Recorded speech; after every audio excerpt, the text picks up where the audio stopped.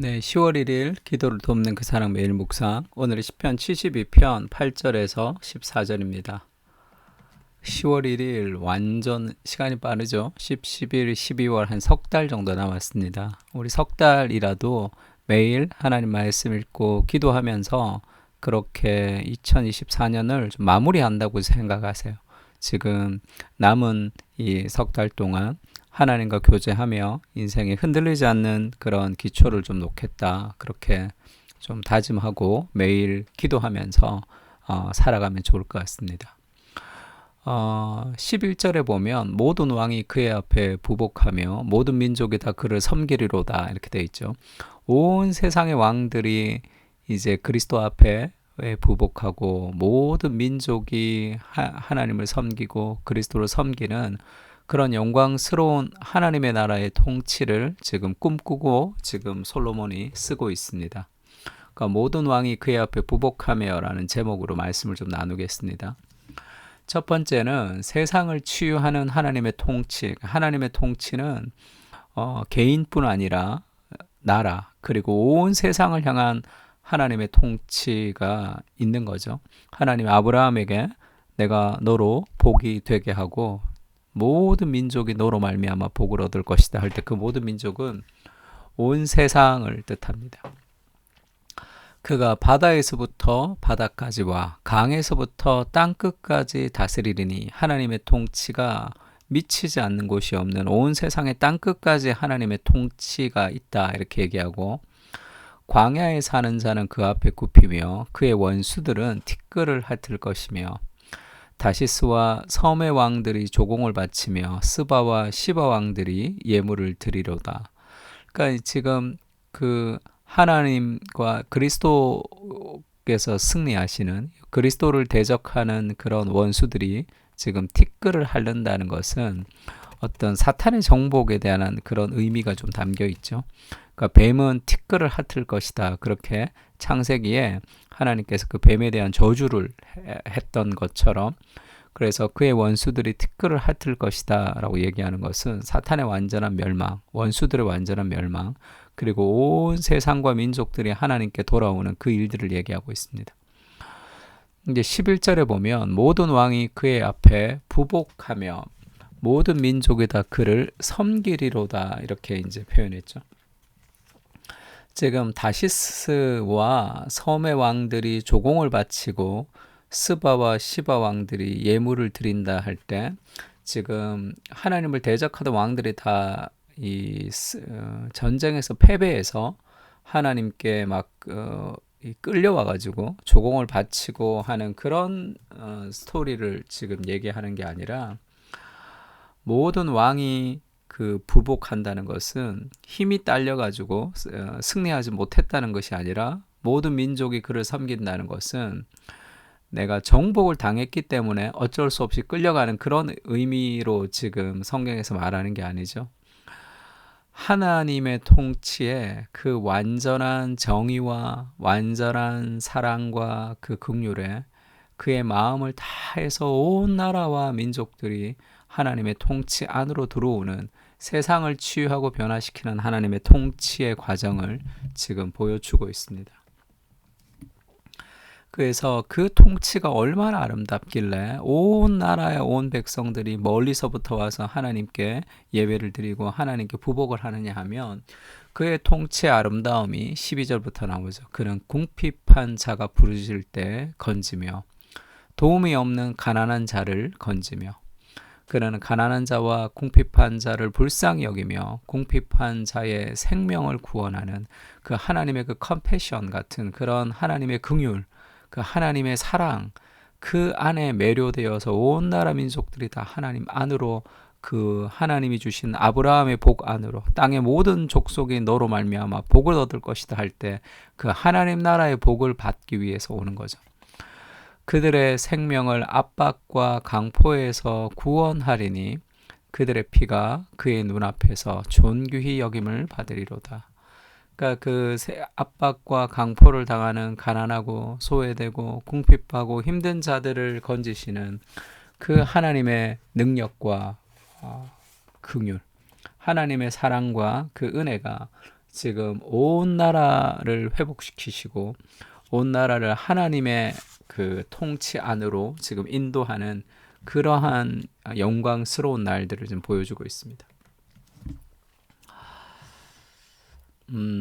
그러니까 이팀 켈러가 이런 얘기했습니다. 그 세상에는 이런 왕이 없습니다. 인종 갈등을 완전히 치유하고 빈곤과 불의를 뿌리 뽑는 사건은 하나님 나라에서만 볼 수 있는 역사입니다. 세상에서 아무리 훌륭한 정부라도 흉내조차 내지 못할 일입니다. 그러니까 지금 완전한 하나님의 나라는 세상의 어떤 정부와 나라도 지금 따라하지 못할 그 완전한 연합과 아름다움의 통치를 보여주고 있는 거죠. 그래서 이미 그 하나님 나라가 시작이 되었고 아직 완성되지 않는 시대를 우리가 살아가면서 어떤 교회, 어떤 공동체, 어떤 나라도 완전한 하나님의 나라를 구현할 수가 없습니다. 그러니까 완전한 통치, 완전한 연합, 완전한 사랑의 공동체를 갈구하게 되면 교회가 깨지게 되죠. 왜냐하면 그런 공동체는 존재하지 않으니까 늘 죄가 있죠. 그럼에도 불구하고 지금 인간의 공동체 안에서 그리스도를 주로 삼을 때, 복음이 우리의 삶을 변화시킬 때 그 맛을 좀 볼 수는 있습니다. 그 하나님의 나라가 이 땅에 있다는 완전한 통치의 그 은혜의 맛을 경험하는 거죠. 공동체를 통해서. 예수님이 태어날 때 헤롯이 가만히 박사들을 불러 별이 나타난 때를 자세히 묻고 동방 박사들이 왔죠. 멀리서 동방에서부터 왔습니다. 그래서 베들레헴을 보고 베들레헴으로 보내며 이르되 가서 아기에 대하여 자세히 알아보고 찾거든 내게 고하여 나도 가서 그에게 경배하게 하라. 이렇게 얘기하니까 그 동방 박사들이 왕의 말을 듣고 갈새 동방에서 보던 그 별이 문득 앞서 인도하여 가다가 악이 있는 곳에 악이 있는 곳 위에 머물러 서 있는지라. 그들이 별을 보고 매우 크게 기뻐하니라 하면서 황금과 유황과 모략을 예수님에게 드리죠. 그 예물을 예수님에게 드립니다. 멀리서 와서 그 예수님에게 드리는 이 크리스마스의 이 모습은 온 열방과 온 민족이 와서 하나님을 예배하는 그 온 세상의 통치자에 대한 그림자로서 지금 보여주는 거죠. 완전한 인종과 계급을 뛰어넘는 그런 완전한 하나님의 나라의 어떤 통치의 시작을 지금 보여주고 있습니다. 그래서 멀리서 동방 박사들이 와서 예물을 드리는 모습을 보이는 거죠. 그리고 하나님이 이 땅에 세우신 그리스도의 교회 안에서 인종과 계급이 뛰어넘는 그런 일들이 이제 시작이 되는 거죠. 하나님의 통치 아래서. 그래서 이방인과 유대인이 교회 안에서 하나가 된다. 바울이 그렇게 얘기합니다. 그때 너희는 그리스도 밖에 있었고 이스라엘 밖의 사람이었습니다. 근데 그리스도의 피로 가까워져서 그는 우리의 화평이신지라 둘로 하나를 만드사 원수된 것 중간에 막힌 담을 그리스도의 육체로 하시고 한 세 사람을 지어서 화평하게 하셨다 하면서 이방인과 유대인이 하나의 세 사람으로 창조되었다. 그러니까 교회라는 공동체 안에서 우리는 새로운 가족으로 새로운 공동체로 인종과 계급과 남녀를 넘어서 배우고 못 배운 걸 넘어서 돈이 있고 없고를 넘어서 그 모든 것이 하나님의 형상 안에서 하나로 만들어지는 그러한 공동체, 그러니까 하나님 나라가 지금 시작이 됐다는 것을 보여주고 있는 거죠. 분리와 나눔이 아니라 연합과 사랑의 공동체를 통해서 그 온 열방 가운데 임할 그 하나님의 나라, 온 세상이 하나가 되는 그것을 이 땅에서 시작이 되었다는 걸 보여주는 것이 그리스도 교회죠. 그리고 그 교회에서 어떤 일이 있습니까? 초대교회에 믿는 사람들이 다 함께 있어서 모든 물건을 서로 통용하고 재산과 소유를 팔아서 각 사람의 필요를 따라 나눠주는 거죠. 그래서 하나님을 찬미했던 초대교회에서 다른 사람을 위해서 나누는 거죠. 그러니까 결국 4장 34절에 어떻게 얘기합니까? 그 중에 가난한 사람이 없으니 이는 밭과 집 있는 자들이 팔아 그 판 것의 값을 가져다가 내게 있는 모든 것이 하나님의 은혜라고 생각하고 또 더 가난하고 힘든 사람들을 위해서 자기의 것을 내어주면서 함께 나누는, 그래서 그 중에 가난한 사람이 없는 것, 이것이 하나님의 통치에, 하나님 나라의 복지에 굉장히 중요한 역할을 하는 겁니다.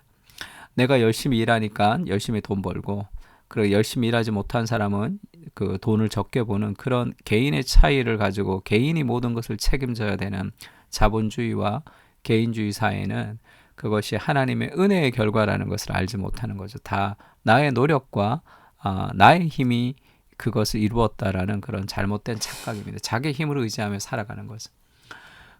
이 하나님의 나라, 이것이 하나님의 공동체를 통해서 지금 우리에게 보여주는 게 뭡니까? 지금 하나님의 나라가, 하나님의 통치가 시작이 됐다는 걸 보여주고 있는 거예요. 그리고 마지막 날에 그 완전한 하나님 나라의 통치를 그리스도께서 우리에게 보여주실 겁니다.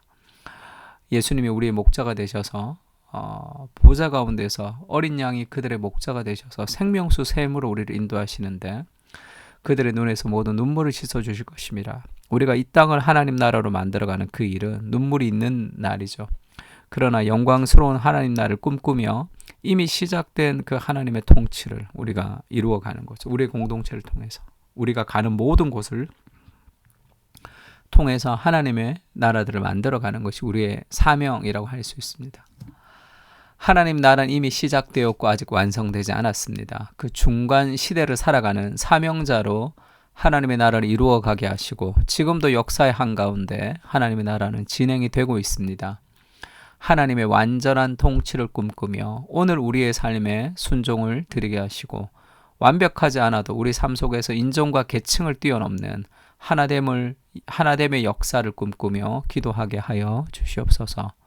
복음의 공동체를 통해 세상이 알 수 없는, 세상이 꿈꿀 수도 없는 하나님의 나라를 맛보는 그림자와 화살표로 살아갈 수 있도록 은혜를 부어주십시오. 아멘.